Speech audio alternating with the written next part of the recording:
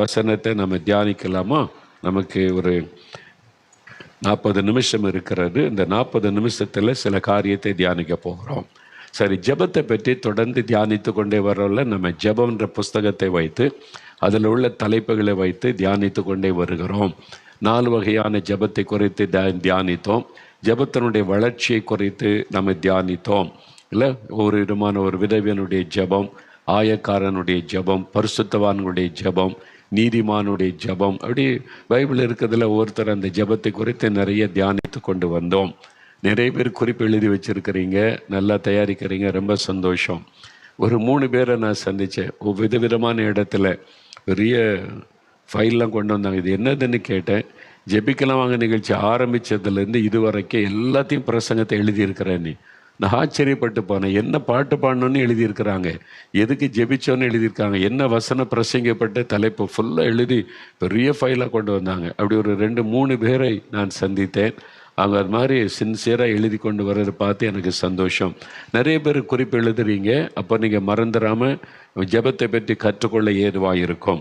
சரி, இன்றைக்கு எதை பற்றி கற்றுக்கொள்ள போகிறோம்? ஜெபத்தின் வளர்ச்சியை நம்ம பார்த்துட்டோம். இப்போது எவ்விதம் ஜெபம் பண்ண வேண்டும், அந்த தலைப்பில் என்ன விதங்களிலே நாம் ஜெபிக்க வேண்டும், அந்த தலைப்புகளிலே சில ஜெபங்களை குறித்து வேதத்திலிருந்து தியானிக்க போகிறோம். எவ்விதம் ஜெபம் செய்ய வேண்டும் என்பதை குறித்து. முதலாவது ஒரு வசனம், சோர்ந்து போகாமல் ஜெபம் பண்ண வேண்டும். முதலாவது காரியம், சோர்ந்து போகாமல். எப்படி ஜெபிக்கணும்னா சோர்ந்து போகாமல் ஜெபிக்கணும். அதான் இயேசு என்ன சொல்கிறார் பாருங்க. லூக்கா 18ஆம் அதிகாரம் 1 முதல் 7 வசனத்தில் அதை குறித்து இயேசு பேசுகிறார். பைபிளை திருப்பங்க 110 பக்கம் எடுத்துட்டிங்களா? லூக்கா 18ஆம் அதிகாரம் 1ஆம் வசனம் பாருங்க. சோர்ந்து போகாமல் எப்பொழுதும் ஜெபம் பண்ண வேண்டும் என்பதை குறித்து இயேசு அவர்களுக்கு ஒரு ஓமையை சொன்னார். இயேசு சொல்கிறாரு, சோர்ந்து போகாமல் எப்பொழுதும் ஜெபம் பண்ண வேண்டும். அதில் முதலாவது என்ன சொல்லுகிறார்? சோர்ந்து போகக்கூடாது, சோர்ந்து போகாமல் ஜெபம் பண்ண வேண்டும். அப்போ நம்ம ஜெபிக்க ஒப்பு கொடுக்கும்போது நம்ம ஜெபிக்கிறோம், சபைகளுக்காக ஜெபிக்கிறோம், ஆத்மாக்களுக்காக ஜெபிக்கிறோம், எழுப்புதலுக்காக ஜெபிக்கிறோம், தேசத்துக்காக ஜெபிக்கிறோம். இந்த மாதிரி ஜெபம் பண்ணும்போது நமக்கு விரோதமாய் சாத்தான் சில காரியங்களை கொண்டு வருவான். ஜெபத்தை தடுக்க, ஜெபத்தை முடக்க பிசாசு சில காரியத்தை செய்வான். ஏன்னா ஜெபம்னா சாத்தானுக்கு பிடிக்காத ஒன்று. ஜெபம் சாத்தானை பாதிக்கிற விஷயம். அதனால தான் அவன் ஜெபத்தை விரும்புவதில்லை, ஜெபத்தை தடுக்க முயற்சிக்கிற காரியத்தை நம்ம பார்க்கிறோம். ஜெபத்திற்கு விரோதமாக சாத்தான் பயன்படுத்துகிற ஆயுதங்களிலே ஒன்று சோர்வு. சோர்வை கொண்டு வந்துட்டா ஜெபத்தை நிறுத்திடலாம், ஜெபத்தை தடுத்திடலாம் என்பது அவனுடைய காரியம். அதனால ஜெபிக்கிற மக்களுக்குள்ளே ஜெபத்தை குறித்த ஒரு சோர்வை அவன் உண்டாக்குவான். சொல்லுவாங்களா, நான் சோர்ந்து போயிட்டேன், முன்னெல்லாம் நான் அதிகாலையில் 4 மணிக்கு எழும்பி ஜெபம் பண்ணுவேன், இப்போ அப்படிலாம் ஜெபிக்கிறது இல்லை, ஜெபத்தில் சோர்ந்து போயிட்டேன். முன்னெல்லாம் நான் 2 மணி நேரம் 3 மணி நேரம் ஜெபிப்பேன், இப்போ பாருங்கள் அப்படிலாம் என்னால் ஜெபிக்க முடிவதில்லை, ஜெபத்தில் சோர்வு. பாருங்கள், இது நாம் எல்லாருடைய வாழ்க்கையிலும் வரக்கூடிய ஒரு பிரச்சனை தான். அதை தாண்டி செல்லணும். இந்த சோர்ந்து போகாதபடி நம்ம ஜெபிக்கணும். இந்த சோர்வு எதனால் வருதுன்னா, ஜெபத்திற்கு பதில் வர தாமதிக்கும் போது ஒரு சோர்வு வரும். இப்போ நாங்கள் 78ஆம் வருஷத்திலிருந்து இந்திய எழுப்புதலுக்காக ஜெபிக்கிறோம். 45 வருஷமாக தினமும் எழுப்புதலுக்காக ஜெபிக்கிறோம். சில சமயம் சோர்வு வரும். இவ்வளோ காலம் ஜெபிக்கிறோம், இன்னும் நம்ம எதிர்பார்த்த எழுப்புதலை பார்க்க முடியலேன்னும் போது சோர்வு வரும்.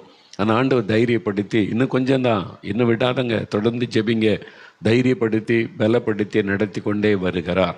அப்போ அந்த சோர்வு என்பது ஜெபத்திற்கு பதில் வர தாமதிக்கும் போது ஒரு சோர்வு வரும். உங்கள் வாழ்க்கையில் கூட ஒருத்தருடைய ரட்சிப்புக்காக ஜெபிப்பீங்க, கணவருடைய ரட்சிப்பு, பிள்ளைகளுடைய ரட்சிப்பு, 5 வருஷம் 10 வருஷம் ஜெபிச்சாச்சு, ஒன்றும் நடக்கலையே, மன சோர்வு வந்துடும். ஏதோ ஒரு தேவைக்காக குடும்பத்துக்காக ஜெபிக்கிறீங்க, அது நடக்க தாமதிக்கும் போது ஒரு சோர்வு வரும். திருமண காரியம், கற்பத்தின் ஆசீர்வாதம், ஒரு வேலை காரியம், நீங்கள் இருக்க ஜெபிக்கும் போது உங்களுடைய சபையில் மாற்றம் வரணும், எழுப்புதல் வரணும், ஜெபிக்கணும், அது நிறைவேற தாமதிக்கும் போது ஒரு சோர்வு வரும். அது ஒரு நேச்சுரல். நீங்கள் அது மாத்திரம். 2வது, நம்ம எதிர்பார்த்தபடி பதில் வரலை அப்படின்னா சோர்வு வரும். நம்ம ஒரு எதிர்பார்ப்போடு ஜெபிப்போம், அது அப்படியே நடக்கலைன்னா சோர்வு வந்துடும். அப்போ நம்ம ஜெபிச்சோமே அப்படி நடக்கலையே என்பதாக. இதெல்லாம் நம்ம பார்க்குற விஷயம். வேறு புஸ்தகத்தில் ஆபிரகாம், ஆதியாகமம் 15ஆம் அதிகாரத்தில் ஆபிரகாமை கர்த்தர் அழைத்து ஆசீர்வதிப்பெண்ணை வாக்கு கொடுத்து சொந்த தேசத்தை விட்டு அவர் வந்துட்டாரா?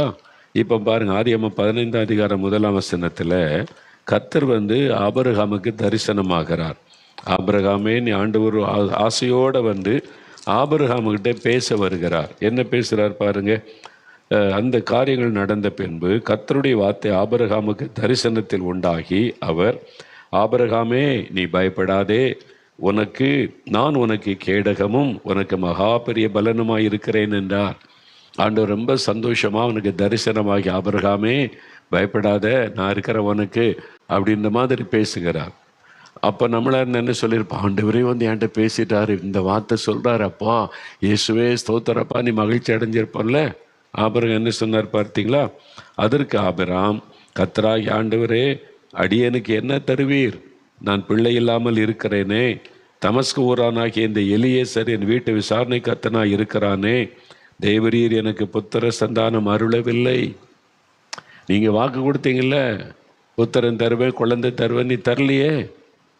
ஆபிரகாம் என்ன பதில் சொல்றார் பாருங்க. கர்த்தர் உற்சாகமாக பேசினா ஆபிரகாம் சொல்லுகிறார், என்ன பிரயோஜனம் ஆண்டவரே, எனக்கு என்ன தருவீங்க? எனக்கு வாக்கு கொடுத்தபடி நடக்கலையே. சோர்ந்து போனார்.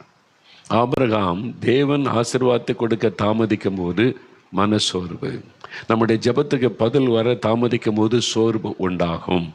அந்த ஆண்டவர் சொல்றாரு, சோர்ந்து போகாமல் நீங்கள் ஜெபிக்கணும். தாமதம் ஏற்படுகிறதுன்னு ஜெபத்தை நிறுத்திடக்கூடாது, சோர்ந்து போகக்கூடாது, தொடர்ந்து ஜெபிக்கணும். பாருங்க, 45 வருஷமாக ஜெபிக்கிறோம், விட்டு விடவில்லை. இன்னும் அதிகமாக ஜெபிப்போம், இன்னும் அதிகமாக ஜெபிப்போம்னு ஜெபத்தை அதிகப்படுத்துகிறோம்.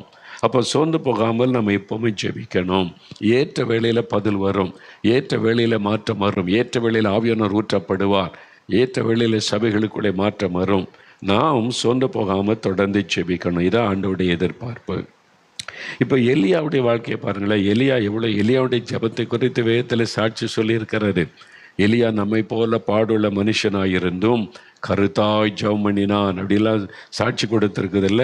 எலியா ஜெபிக்கிறார், அக்கினி இறங்கி வருது. எலியா ஜெபிக்கிறார், வானம் அடைக்கப்படுகிறது. எலியா ஜெபிக்கிறார், மரித்த பையன் உயிரோடு எழும்புகிறான். அவருடைய ஜெபத்தில் எவ்வளோ அற்புதம் நடக்கிறாரு. ஆனால் அந்த மனுஷர் கூட சோர்ந்து போனாராம். பாருங்க, 1 ராஜாக்கள் 19 அதிகாரம் 4வது வசனம் வாசித்தால், எலியா வனாந்தரத்தில் ஒரு நாள் பிரயாணமாக போய், போதும் கர்த்தாவே என்னை எடுத்துக்கொள்ளுன்னு சொல்றார். 1 ராஜாக்கள் 19 அதிகாரம் 4 வசனத்தில் இருக்கிறது. போதும் கர்த்தாவே என்னை எடுத்துக்கொள்ளும், என் பிதாக்களை காட்டில நான் நல்லவன் அல்ல என்பதாய் பேசுகிறார். என்ன எலியா எப்படி பேசுகிறாரு? வைராக்கியமாக கர்த்தர் தெய்வமா, பாகால் தெய்வமானு சவால் விட்டார். ஜெபம் பண்ணும்போது அக்கினி இறங்கி வந்தது. அவர் ஜெபிச்சா மரித்த பையன் உயிரோடு எழும்புறான். எவ்வளோ வல்லமையான காரியம் நடந்தது. இப்போ என்னடா நான் எடுத்துக்கொள்ள ஆண்டவரேன்னு சொல்கிறாரே. சோர்ந்து போயிட்டார். ஏன்? எலியா ஜெபித்தபடி, எதிர்பார்த்தபடி காரியம் நடக்கலை. அக்கினி இறங்கினது உண்மை, பாகால் தீர்க்கதரிசிகளை வெட்டி போட்டது உண்மை. இதுக்கெல்லாம் முக்கிய காரணம் யார்? ஏசபேல். அவள் உயிரோடு தானே இருக்கா? அவளை ஆண்டவர் விட்டு வச்சிருக்கிறாரே, அவளுக்கு ஒன்றும் ஆகலையே. இன்னும் அவள் சவால் விடுறார், எலியா தலையை எடுத்துருன்னு சொல்கிறாளே. எலியாவுக்கு அது சோர்வு வந்துவிட்டேன். என்ன ஆண்டவரை இவ்வளோ ஜெபம் பண்ணேன், நீங்கள் கரெக்டாக முடிக்கலையே காரியத்தை. அக்னி இறக்குனீங்க, நீங்கள் தான் தெய்வனை நிரூபிச்சிங்க, பாகால் தீர்க்கதரிசிகளை வெட்டி போட உதவி செஞ்சீங்க. இப்போ மக்கள்லாம் மனம் திரும்பிட்டாங்க. கீ பர்சனை விட்டுட்டீங்களே. அவங்க இன்னும் அவன் தானே ஆட்சி பண்ணுறா, அந்த ஏசபேல் தானே உட்காந்துருக்கிறா சிங்காசனத்தில். என் தலையை எடுப்பேன்னு வேற பேசுகிறாளே. அப்போ இவ்வளோ ஜோமனி என்ன பிரயோஜனம்? சோர்வு வந்து விட்டது.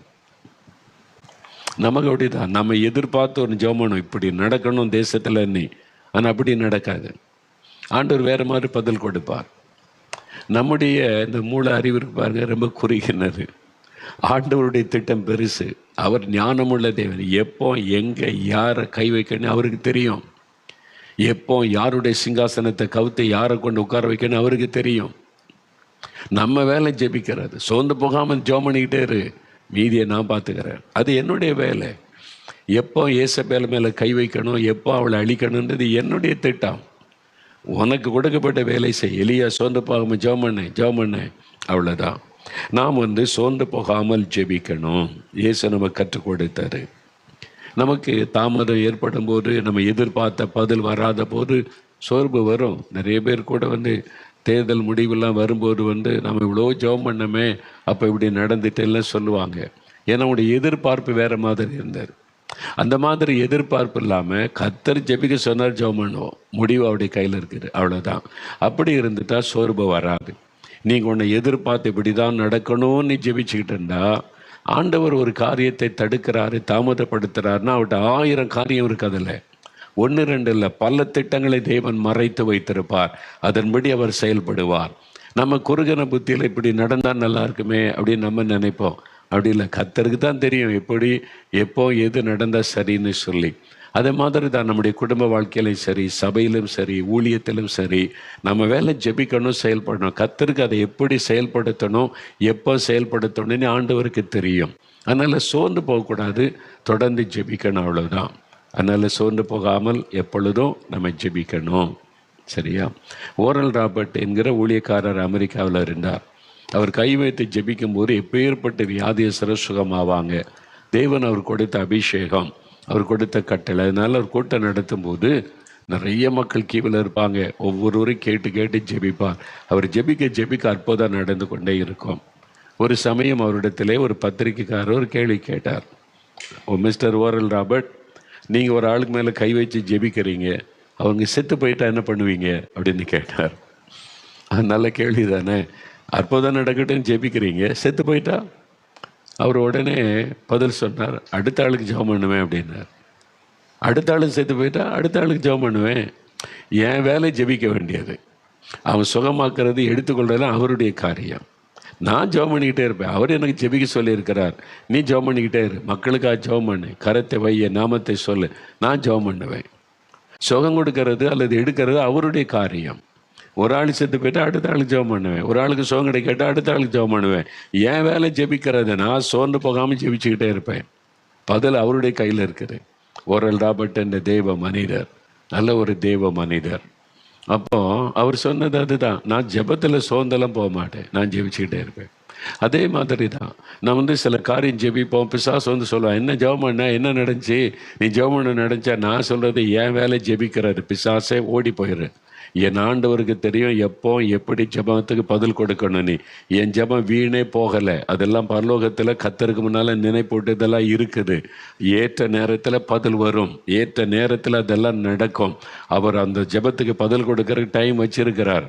அதனால் சாத்தானை என் ஜெபத்தை உன்னால் நிறுத்த முடியாது. நான் தொடர்ந்து ஜெபிச்சுக்கிட்டே தான் இருப்பேன், என்ன நடந்தாலும் ஜெபம் பண்ணுவேன்னு. அப்படி சொல்லுங்கள். ஜெபத்தில் சோர்ந்து போயிட்டேன், ஒன்றும் நடக்கலை, அதனால் அப்படி விட்டேன் அப்படி சொல்லாதங்க.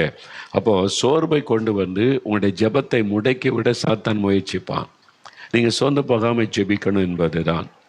ஜார்ஜ் முல்லர் என்று விசுவாச வீரன் இங்கிலாந்து தேசத்தில் எழும்பினார். கடந்த நூற்றாண்டில் ஜார்ஜ் முல்லர் அவர் ஒரு ஜெப வீரன், விசுவாச வீரன் அழைக்கப்படுகிறவர்.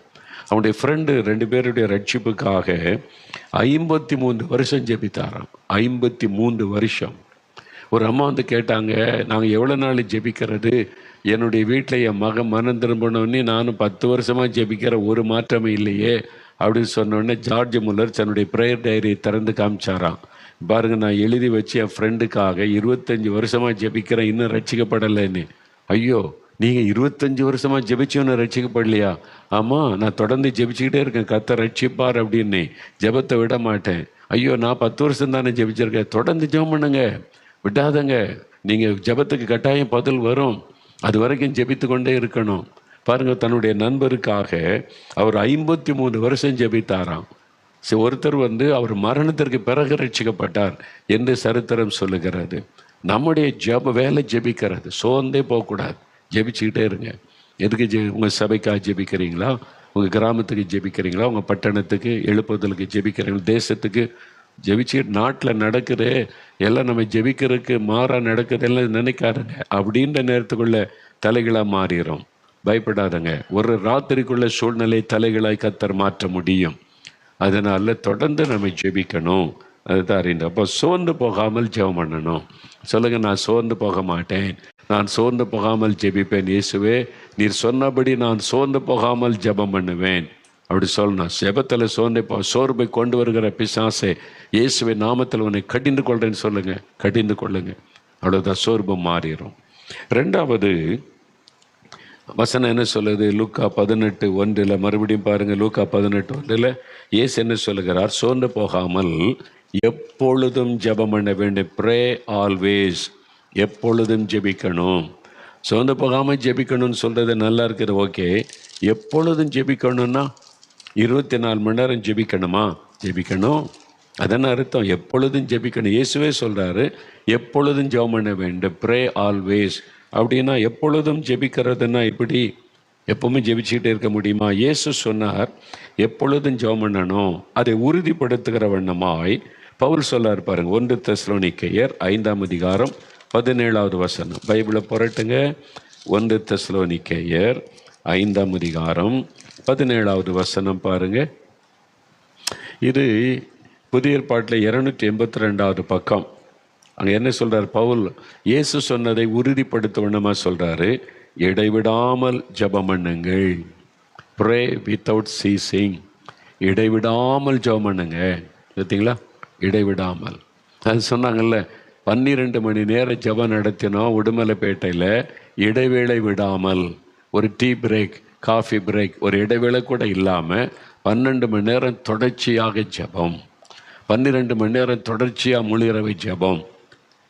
இடைவேளையே கிடையாது. இடைவிடாமல் ஜெபிக்கிறார்.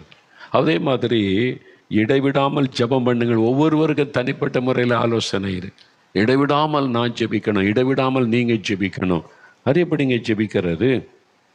இப்போ பவுல் இடைவிடாமல் ஜெபம் பண்ணுங்கள்னு சொன்னார். சொன்னது மாத்திரம் இல்லை, செய்து காண்பித்தார். அவர் என்ன சொல்றார் பாருங்க. 1 தெசலோனிக்கேயர் 1:4 பாருங்க. 1 தெசலோனிக்கேயர் 1:4 பாருங்க. எடுத்துட்டீங்களா? அந்த பக்கம் 279 பக்கம் 4 எங்கள் ஜெபங்களில் இடைவிடாமல் உங்களை குறித்து விண்ணப்பம் பண்ணி உங்கள் எல்லாருக்காகவும் எப்பொழுதும் தேவனை ஸ்தோத்தரிக்கிறோம். பவுல் இடைவிடாமல் ஜெபிங்கள்னு சொன்னது மாத்திரமல்ல, அப்படி வாழ்ந்து காண்பித்தார். அவர் ஜெபிக்கிறார் பாருங்க. அவரே சொல்றார், எங்கள் ஜெபங்களில் இடைவிடாமல் உங்களை குறித்து விண்ணப்பம் பண்ணி உங்கள் எல்லாருக்காகவும் எப்பொழுதும் தேவனை ஸ்தோத்தரிக்கிறோம். அப்போ எப்பொழுதும் ஜெபம் பண்ணுங்கள் இயேசு சொன்னபடி ஜெபிக்க முடியும். பவுலும் அதை சொல்லுகிறார். அப்படி ஜெபமும் செய்திருக்கிறார். அந்த அனுபவத்தை எழுதியிருக்கிறார். சரி, எப்பொழுதும் ஜெபத்து அறையில் இருக்க முடியுமா? எப்போவுமே ஜெபரையில் இப்போ முழங்கால் போட்டு ஜெபிச்சுட்டு இருக்க முடியுமா? வேலை இருக்குது, பிஸ்னஸ் இருக்குது, ஸ்கூலுக்கு படிக்கிற பிள்ளைகள் ஸ்கூலுக்கு போகணும், காலேஜுக்கு போகணும், ஆஃபீஸ் வேலை இருக்குது, பல பொறுப்பு இருக்குது. எப்பவும் ஜெபரையில் உட்காந்து 24 மணி நேரம் ஜெபித்து கொண்டு இருக்க முடியுமா அப்படின்னு சொன்னால், பவுல் அப்போஸ்தலனுக்கும் பல ஊழியம் இருந்தது. பிரசங்கம் பண்ணார், எழுதினார், நிறைய ஊழியம் இருந்தது. அதுக்கு மத்தியில் தானே அவர் எப்பொழுதும் ஜெபம் பண்ணி இருக்கிறார்.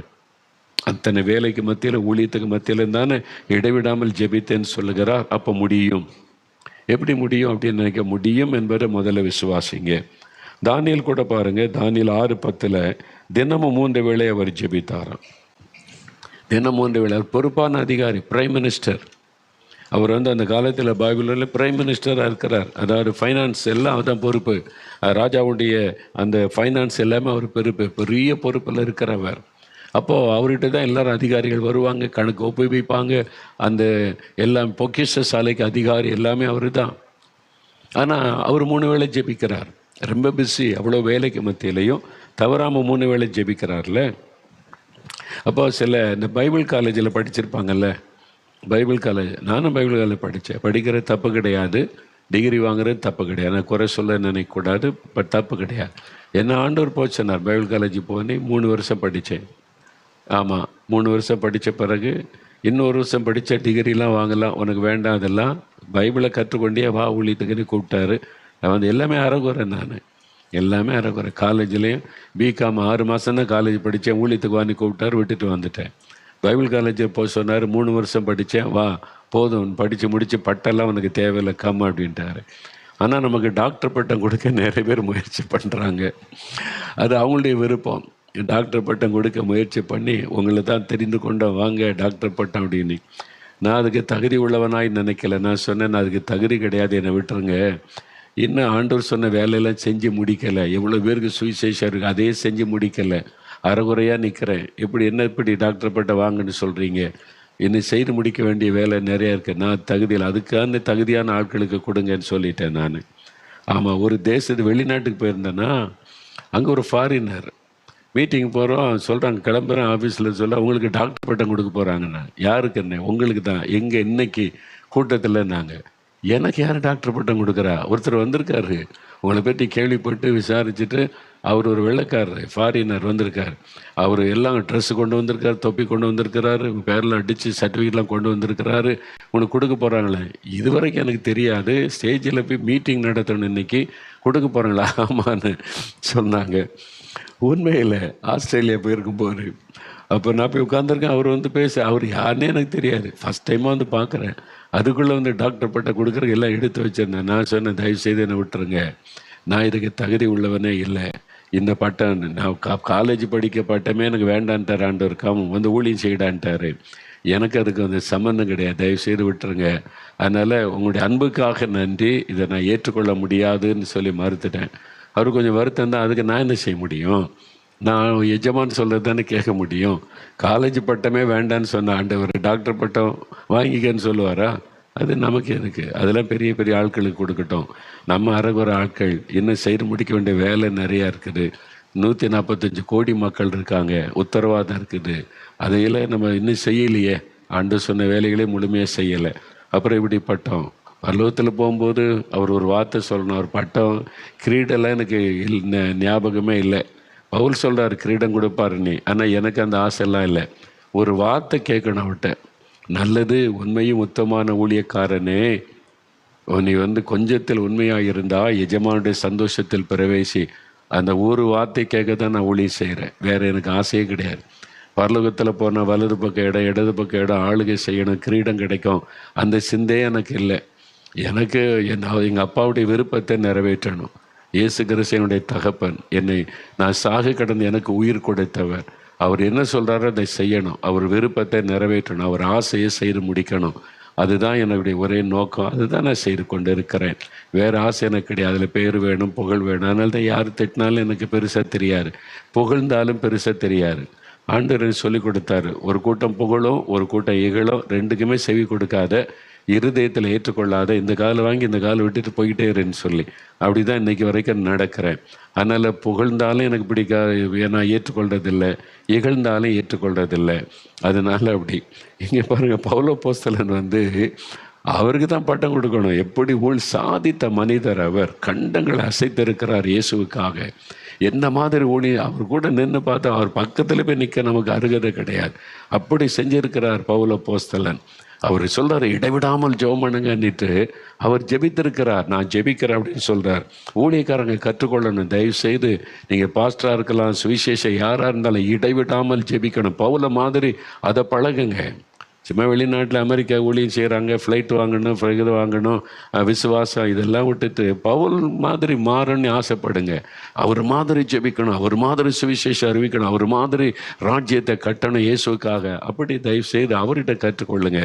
சும்மா அமெரிக்க ஊழியக்காரங்களை பார்க்காதுங்க. அந்த நாட்டுக்கு அவங்க கரெக்டு, நம்ம நாட்டுடைய ஊழியம் வேறு. அதை புரிந்து கொள்ளுங்க தயவு செய்து. அந்த மாதிரி டான்ஸ் இதெல்லாம் வச்சுட்டு தேவனுடைய ராஜ்யத்தை கட்ட முடியாது. கொஞ்சம் விசில் அடிக்கிற கூட்டத்தை சேர்க்கலாம், விசில் அடிக்காம கூட்டம்னு சொல்லுவாங்க அந்த காலத்தில், அந்த மாதிரி சேர்க்கலாமே தவிர தேவனுடைய ராஜ்யம்லாம் கட்ட முடியாது.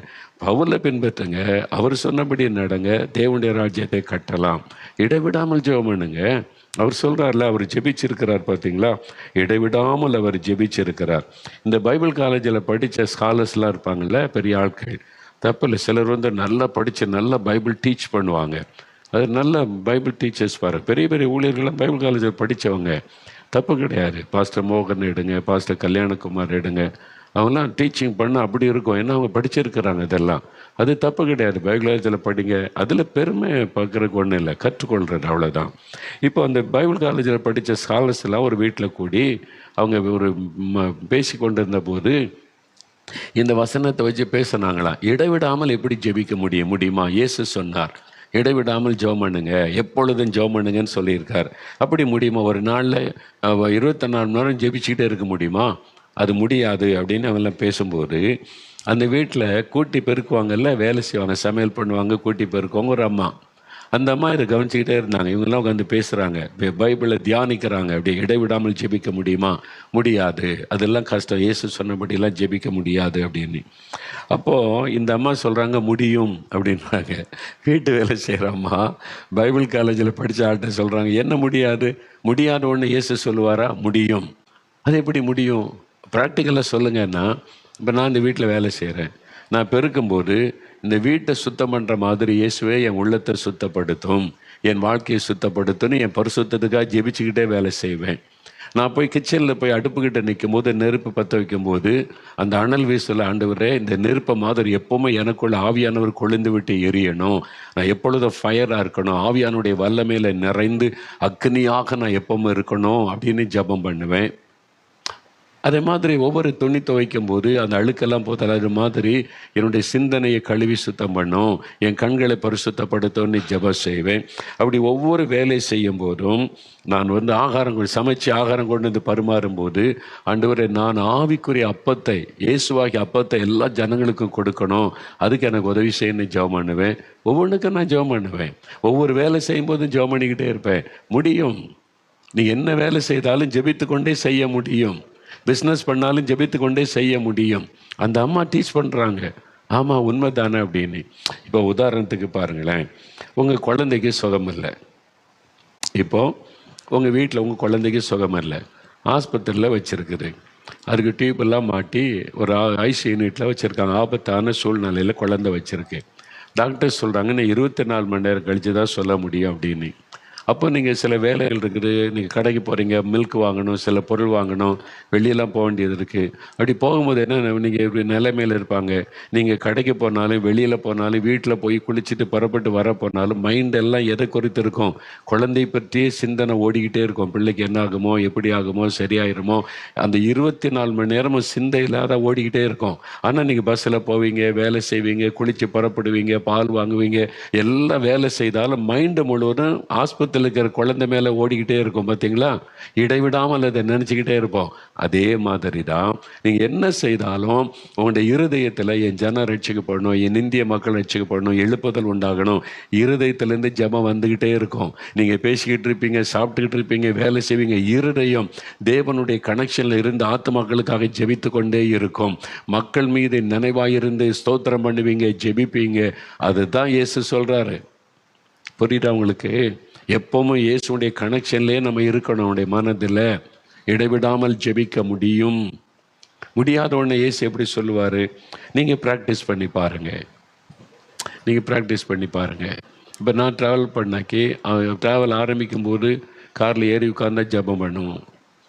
பிரயாணத்துக்கு ட்ராவல் பண்ணும்போது ஒரு கிராமத்தை பார்த்தா அந்த கிராமத்துக்காக ஜெபம் பண்ணுவேன். ஆண்டவரே இந்த கிராமத்தில் இருக்கிற மக்கள் ரட்சிக்கப்படணும், சபைகள் உயிர் மீட்சி அடையணும், இங்கே இருக்கிற பிசாசின் கிரிகள் அழிக்கப்பட்டு மக்கள் விடுதலையாகணும், ஜெபம் பண்ணுவேன். அப்புறம் துதித்து கொண்டே போகிறது. அடுத்த பட்டணத்துக்கு, கிராமத்தை பார்த்தோன்னே ஜெபம் பண்ணுவேன். பட்டணத்தை பார்ப்போம். ஒரு சிட்டியை தாண்டும் போது அந்த பட்டணத்துக்காக இந்த சிட்டியை கிடைக்க வரைக்கும் சில நிமிட நேரம் ஜெபம் பண்ணுவேன். நான் சென்னைக்கு பிரயாணப்பட்டு போகிறேன்னா சென்னையை நெருங்கும் போது சென்னையில் உள்ள காரியங்களுக்காக அங்குள்ள பாஸ்டர்ஸுக்காக ஜெபிப்பேன், மிஷினரி ஸ்தாபனங்களுக்காக ஜெபம் பண்ணுவேன், ஊழிய ஸ்தாபனங்களுக்காக ஜெபம் பண்ணுவேன், அங்கே இருக்கிற காலேஜ், அங்கே இருக்கிற ஸ்கூல், வாலிபர்கள், ஒவ்வொன்றுக்காக அப்படியே ஜெபிக்க ஆரம்பித்தா ஜெபம் வந்துக்கிட்டே இருக்கும். நம்ம பார்த்துக்கிட்டே இருப்போம், ஈவன் பேப்பர் வாசிக்கிட்டே இருப்போம், மனசில் ஜெபம் ஓடிக்கிட்டே இருக்கும். நம்ம ஆட்கள் நம்மகிட்ட பேசுவோம், காஃபி வாங்கி கொடுக்கட்டுமா, சரி காஃபி குடிச்சிக்கிட்டே இருப்போம், மனசில் ஜெபம் ஓடிக்கிட்டே இருக்கும். நீங்கள் செஞ்சு பாருங்கள், உங்களால் ஜெபிக்க முடியும். நம்ம அப்படி தான் ஃப்ளைட்டில் ஏறி உட்காந்தா நான் ஏறி உட்கார்ந்த உடனே பைலட்டுகளுக்காக ஜெபம் பண்ணுவேன். அந்த பைலட்டுக்கு மட்டும் இல்லை, உலகம் எங்கும் இருக்கிற பைலட்ஸ் மத்தியில் எழுப்புதல் வரணும், பைலட்ஸ் ரட்சிக்கப்படணும், பைலட்ஸ் மத்தியில் ஜெபக்குழு வரணும், பைலட்ஸ் ரட்சிக்கப்படணும், ஆண்டவரேன்னு கொஞ்சம் நேரம் ஜெபம் பண்ணுவேன். ஏர் ஹோஸ்டர்ஸ் வருவாங்க, தண்ணி கொடுப்பாங்க, ஹெல்ப் பண்ணுவாங்கல்ல, எத்தனை லட்சம் பேர் இருக்காங்க உலகம் முழுதும். அந்த ஃப்ளைட்டில் உள்ளவங்களுக்காக ஜெபம் பண்ணிவிட்டு உலகம் முழுதும் இருக்கிறவங்க, அந்த விமான அந்த நிறுவனத்தில் பணி செய்கிற ஏர் ஹோஸ்டர்ஸ் எல்லாருக்காக ஜெபம் பண்ணுவேன். ஆண்டவரே இவங்க மத்தியில் ஒரு எழுப்புதல் வரணும், அவங்க ரட்சிக்கப்படணும், அவங்க ஜெபிக்கணும், எழுப்புதலுக்காக ஜெபிக்கணும், அந்த ஜெபாவை ஊற்றோன்னு ஜெபம் செய்வார். ஒவ்வொரு கேட்டகரிக்காக நீங்கள் ஜெபிக்கலாம். அதே மாதிரி ஆட்டோ பார்த்தோன்னா ஆட்டோ டிரைவர்களுக்காக ஜெபம் செய்வார். நான் ரோட்டில் போக பார்த்துருந்தேன், பூ விற்பாங்களே, அவங்க மேலே எனக்கு ரொம்ப கவனம். அந்த பூ விற்கிறவங்க அப்படியே ஏதோ பெண்கள் உட்காந்து பூ தொடுத்துட்டு வைப்பாங்க, இவங்களுக்காக ஜெபம் பண்ணுவேன். ரோட்டை வந்து நிறைய இருப்பாங்க, ஜெபம் பண்ணுவார். அப்படி ஒன்றொன்று பார்க்கும்போது நீங்கள் ஜெபிக்க முடியும். வாலிபர்களை பார்த்தோன்னே வாலிபர்களுக்காக ஜெபம். ஒரு டாஸ்மாக் கடை பார்த்தோன்னே அது மூடப்படணும், அந்த குடிகாரங்க ரட்சிக்கப்படணும், ஜெபம் முடியும். உங்கள் சிந்தை இயேசுவின் சிந்தையாக மாறினால், நீங்கள் எப்போவுமே இயேசுவோட கனெக்ஷனில் இருக்கிற பழக்கத்துக்குள்ளே வந்துட்டா இடைவிடாமல் ஜெபிக்க முடியும். முடியாத ஒன்றை இயேசு எப்படி சொல்லுவார்? நம்ம ஒப்பு கொடுத்து அந்த நிலைமைக்கு வருவதற்கு ஒரு ஸ்டெப் எடுத்து வைக்கணும். அதுதான் ஆண்டவர் எதிர்பார்க்குறார். அப்படி ஒப்பு கொடுங்க, அப்படி ஜெபிச்சுக்கிட்டே இருப்போம். ஏன்னா இந்த ட்ராவலில் நல்லா ஜெபிக்கலாம். எனக்கு நான் கார் ஓட்டெல்லாம் பழகினேன், லைசன்ஸ்லாம் எடுத்தேன் சில வருஷத்துக்கு முன்னால். ஆனால் எனக்கு கான்சன்ட்ரேஷன் வராது. டிரைவராக இருக்கணும்னா கான்சன்ட்ரேஷன் வேணும், வேறு சிந்தர் கூட கவனமாக இருக்கணும், இல்லாட்ட விபத்து ஏற்பட்டோம். நான் காரில் போகும்போது தான் நிறைய ஜெபிச்சுக்கிட்டே போவேன், வசனத்தை தியானிச்சுக்கிட்டே போவேன். பிரசங்க குறிப்பே சில சமயம் ஆண்டவர் பேசிக்கிட்டே வருவார், எனக்கு விளக்கம் கொடுத்து கொண்டே இருப்பார். நம்ம இப்படி வண்டியெலாம் ஓட்ட முடியும்? சரிப்படாது. எங்கள் ட்ரஸ்டீஸே சொல்ல, நீங்கள் கார் ஓட்டக்கூடாது, டிரைவர் வச்சுக்கிடுங்க, நீங்கள் ஓட்டக்கூடாது, ஏதாவது விபத்து ஆச்சுன்னா கஷ்டம். உண்மைதான். எனக்கு கான்சன்ட்ரேஷன் அதில் வராது. ஏன்னா ட்ராவலில் போகும்போது நான் பல காரியத்தை யோசித்து ஜபிச்சுக்கிட்டே இருப்பேன். பல காரியத்திற்கு அந்த மாதம் முழுதும் நடக்கிற கூட்டங்களுக்கு ஒன்றுன்னா ஜெபம் பண்ணும். இந்த தேதி இந்த கூட்டம், அந்த தேதி அந்த கூட்டம் ஜெபம் பண்ணும். தெரப்பின்வா ஜெபம் வருது, அதுக்காக ஜெபம். அற்புத பேர் உள்ள வருது, அதுக்காக ஜெபம். அப்போ மக்களுக்காக ஜெபம், செய்திக்காக ஜெபம், மக்கள் தொடப்பட ஜெபம். ஜெபம் வந்துக்கிட்டே இருக்கேன் இருதயத்தில் இருந்து பார்த்துக்கிட்டே இருப்போம். கண்ணு திறந்திருக்கோம், பல காட்சிகளை பார்ப்போம், இருதயம் ஜெபிச்சுக்கிட்டே இருக்கும். இதைத்தான் ஆண்டவர் சொல்கிறார், இடைவிடாமல் ஜெபம் பண்ணுங்க, அப்போ உங்களால் முடியும். கொர்நேலி ஜெபிச்சாரு. அப்போஸ்தலர் 10:2 பாருங்க, எப்பொழுதும் ஜெபம். ஒரு பெரிய அதிகாரிங்க, ரோம அதிகாரி, எப்பொழுதும் ஜெபித்து கொண்டு இருந்தான்னு பைபிளில் எழுதியிருக்கிற, அப்போ முடியும். அது மாத்திரம் இல்லை, இயேசு என்ன சொல்றாரு? நீங்கள் வருகையில் காணப்படணுமா? இந்த கடைசி கால ஆபத்து, இந்த கடைசி காலத்தில் கொள்ள நோய் வரும், பூமி அதிர்ச்சி வரும், பயங்கர அழிவுகள் வரும், யுத்தங்கள் வரும், பஞ்சங்கள் வரும், இந்த பாதிப்பெல்லாம் நடக்கும். இதுக்கெல்லாம் நீங்கள் தப்பணும். வருகையில் இயேசுவை சந்திக்கணுமானா ஒரே ஒரு காரியம் தான் இயேசு சொல்கிறார். என்ன சொல்கிறார் தெரியுமா? லூக்கா 21:36 பாருங்க. லூக்கா 21:36 117 பக்கம் புதிய ஏற்பாட்டில், ஆகையால் இனி சம்பவிக்க போகிற இவைகளுக்கெல்லாம் நீங்கள் தப்பி மனுஷகுமாரனுக்கு முன்பாக நிற்க பாத்திரவான்களாக எண்ணப்படுவதற்கு எப்பொழுதும் ஜெபம் பண்ணி விழித்திருங்கள். எப்பொழுதும் ஜெபம் பண்ணி விழித்திருங்கள். பாருங்க, ஆண்டவர் என்ன சொல்றார்? வருகையில் நீங்க காணப்படணுமானா எப்பொழுதும் ஜெபம் பண்ணி இயேசுவே சொல்லியிருக்கிறாருங்க. இதுக்கு மாற பேசுகிற பொல்லாத ஊழியக்காரர்கள் எழும்பிட்டாங்க இந்த காலத்தில். இயேசுடைய வார்த்தையை மறுத்து பேசுகிற வஞ்சகர்கள் எழும்பிட்டாங்க. நீங்கள் கவனமாக இருங்க. இயேசு சொன்னதுக்கு தான் முக்கியத்துவம் கொடுங்க. வருகையில் நீ காணப்படணுமா? எப்பொழுதும் ஜெபம் பண்ணி விழித்திருங்க. கடைசி கால ஆபத்துக்கு நீங்கள் தப்பி பாதுகாக்கப்படணுமா? எப்பொழுதும் ஜெபம் பண்ணி விழித்திருங்க. எப்பொழுதும் ஜெபிக்க முடியாத ஒன்று சொல்ல மாட்டார்ல. உங்களை ஒப்பு கொடுங்க. ஆண்டவரே, நான் இனி எப்பொழுதும் ஜெபம் பண்ணணும், எனக்கு கிருபை தாங்கன்னு கேளுங்க, ஆண்டவர் தருவார். இப்போ ஜெபிக்க போகிறோம். இன்னும் ஒரு 4 நிமிஷம், ஒரு 3 நிமிஷம் ஜெபிக்கலாம். எல்லாரும் அப்படியே நீங்கள் வலது கரத்தை உங்களுடைய இருதயத்தில் வச்சு, ஆண்டவரே, நான் சோர்ந்து போகாமல் ஜெபிக்கணும், எப்பொழுதும் ஜெபிக்கணும், காலையில் மத்தியானம் இரவில் எப்பொழுதும் ஜெபித்து கொண்டே இருக்கணும், ட்ராவலில் ஜெபிக்கணும், இடைவிடாமல் ஜெபிக்கணும், என்ன வேலை செய்து கொண்டிருந்தாலும் நான் ஜெபித்து கொண்டே இருக்கணும். சொல்லுங்க ஆண்டவரிடத்தில் சொல்லுங்க, ஆண்டவர் அந்த கிருபை தாங்க, அந்த கிருபை தாங்க. இயேசுவே, எப்பொழுதும் ஜெபம் பண்ணி விழித்திருங்கன்னு சொல்லி இருக்கிறீங்க, எப்பொழுதும் சோர்ந்து போகாமல் ஜெபிக்க சொல்லி இருக்கிறீங்க. என்னை ஒப்பு கொடுக்கிறேன், ஜெபிக்க ஒப்பு கொடுக்கிறேன், எப்பொழுதும் ஜெபிக்க ஒப்பு கொடுக்கிறேன். அந்த கிருபை தாங்க, ஜெபாவி தாங்க, எனக்கு ஜெபத்தில் வழி நடத்துதலை தாங்க, எப்பொழுதும் ஜெபிக்க எனக்கு உதவி செய்யுங்க. ஆவியானவர் எனக்கு பலன் தாங்க, ஆவியானவர் என்னை ஜெபிக்க வையுங்க. எப்பொழுதும் நான் ஜெபித்து கொண்டே இருக்கணும். ஆண்டவரே, கிருபை தாங்க, கிருபை தாங்க, உம்முடைய வசனத்தின்படி ஜெபிக்கணும், கிருபை தாங்க. ஆண்டவரே, யார் யார் ஜெபிக்கிறாங்களோ ஒவ்வொரு பிள்ளைகள் மீது அந்த ஜெப ஆவி ஊற்றப்படட்டும். எப்பொழுதும் ஜெபிக்கிற ஜெப அபிஷேகம் இறங்கட்டும். இடைவிடாமல் ஜெபிக்கும்படி அவளுக்கு கிருபை தாரும். இன்று முதல் அவருடைய ஜெப வாழ்க்கை மாறட்டும். ஆண்டவரே, ஜெப வாழ்க்கை மாறட்டும். சோர்ந்து போகாமல் எப்பொழுதும் ஜெபிக்கும்படி ஆவியானவர் பலப்படுத்துவீராக. நீர் அப்படி ஆசீர்வதித்ததற்காக ஸ்தோத்திரம், ஸ்தோத்திரம். நாங்கள் எப்பொழுதும் ஜெபம் பண்ணி விழித்திருக்க எங்களுக்கு உதவி செய்யும். இயேசு கிறிஸ்துவின் நாமத்தில் ஜெபிக்கிறோம் பிதாவே. ஆமேன், ஆமேன். என் ஆத்துமாவே கர்த்தரை சோஸ்தரி, என் முழு உள்ளமே அவருடைய பரிசுத்த நாமத்தை சோஸ்தரி. என் ஆத்துமாவே கர்த்தரை சோஸ்தரி, அவர் செய்த சகல உபகாரங்களை மறவாதே. ஆமேன், ஆமேன்.